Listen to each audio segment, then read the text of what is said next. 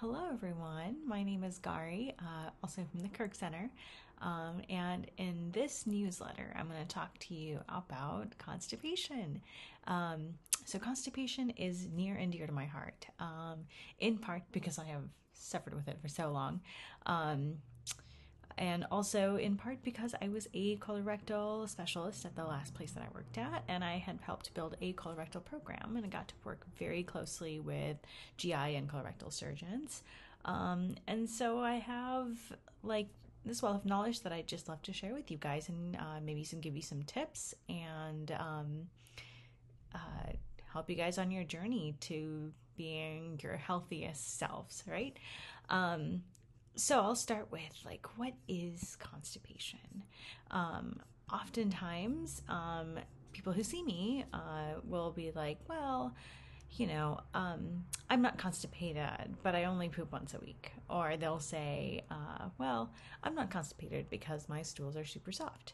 But constipation has a bunch of different definitions. So definitionally, um, constipation can be either having fewer than 3 bowel movements a week, stools that are hard or dry or lumpy, stools that are difficult or painful to pass, a feeling that not all your stool is out, like an incomplete defecation almost, or incomplete bowel movement, or it maybe just not having the urge to go, not having as much sensation down there to go. That those all can be part of constipation.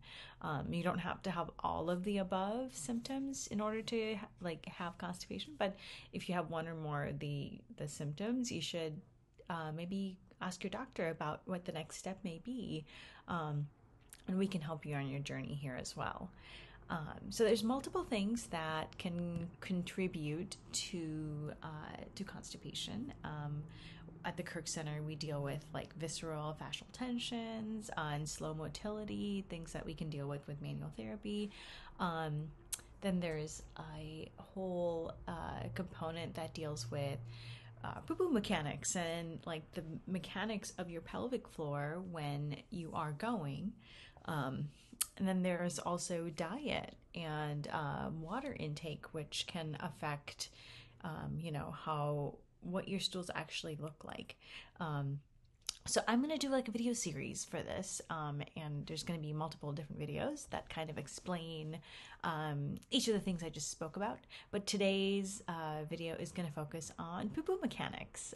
So I'm going to teach you guys a healthy way of kind of getting your stool out when you are going, so you don't have to strain. If you have any symptoms of prolapse, straining can often make that worse. And if you have hemorrhoids, that can also get worse when you strain really hard.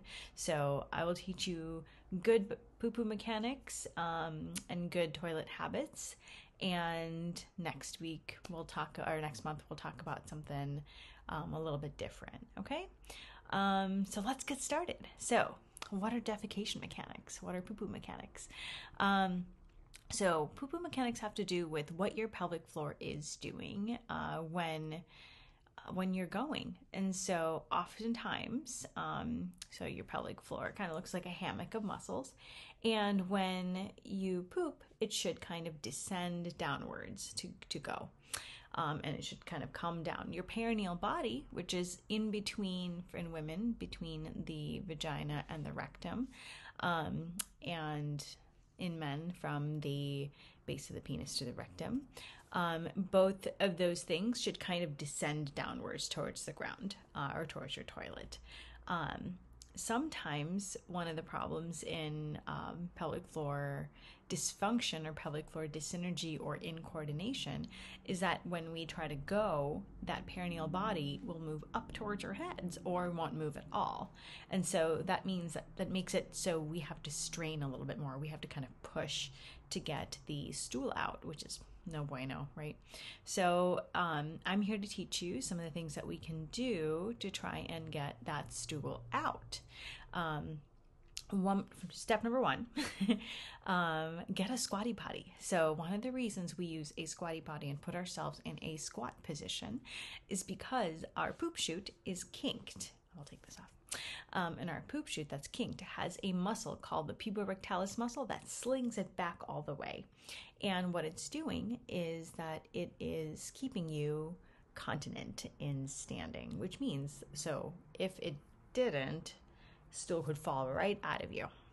And so it's really tight in standing. When we sit at 90 degrees, when we're kind of in our toilet positions, it relaxes a little bit and your poop chute kind of unkinks, but there is still a bend. Sometimes stool can get stuck around that bend, and then we have to strain to get that out. So to give your pelvic floor the best chance at not straining, step number one, let's put ourselves in a squat position to really relax that muscle and straighten out that poop chute, and so the stool can just fall out of you, right? And so this has to be kind of a passive movement. They have done EMG studies in which if you're kind of deliberately like sitting on your tippy toes actively, and they're not kind of resting the heels of your feet, you're not actually you're not actually relaxing your pelvic floor. It's not doing you too much good. So step number one, get a stool or a squatty potty anywhere between 7 to 9 inches to help kind of put your body at the optimal position for pooping. Fun fact, in Eastern countries where they have squat toilets, the incidences of hemorrhoids and prolapse, rectal prolapse, are a lot less. So I think we could take a leaf out of their book, So that's step number one. Step number two, make sure you're not holding in all your breath, like inhaling and straining downwards, because that could kind of, what you're doing is you're increasing all your intra-abdominal pressure and you're pushing downwards, and your pelvic floor is going to be like, no.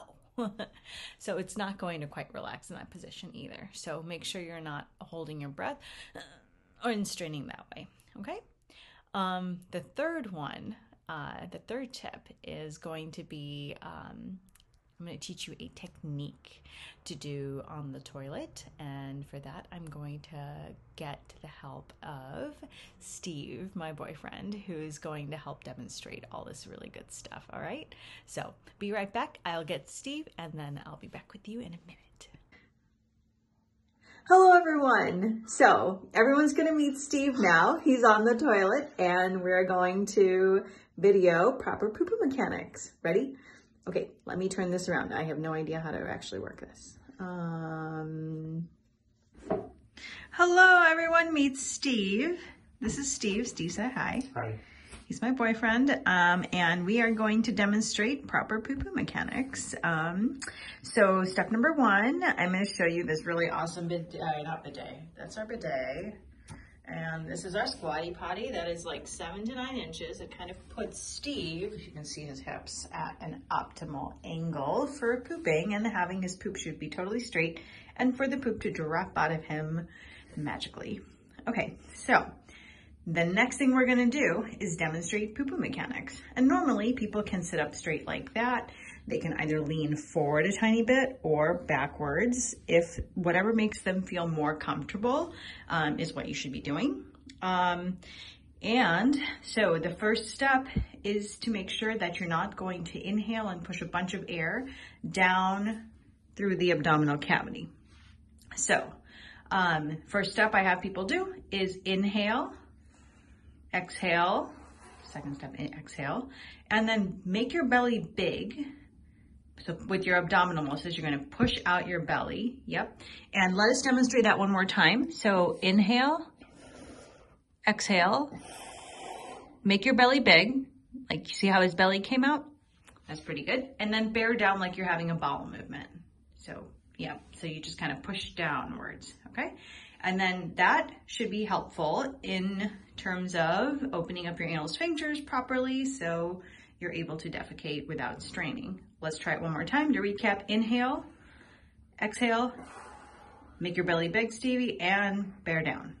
Good. You don't have to lean forward necessarily, but you're just bearing down, but he's trying to demonstrate. But yeah, now you have it. Wave bye. Bye. All right, there you have it. Now you know. So that was Poo-Poo Mechanics from Gauri, and I will see you guys next time. All right, have a great time, guys. Bye.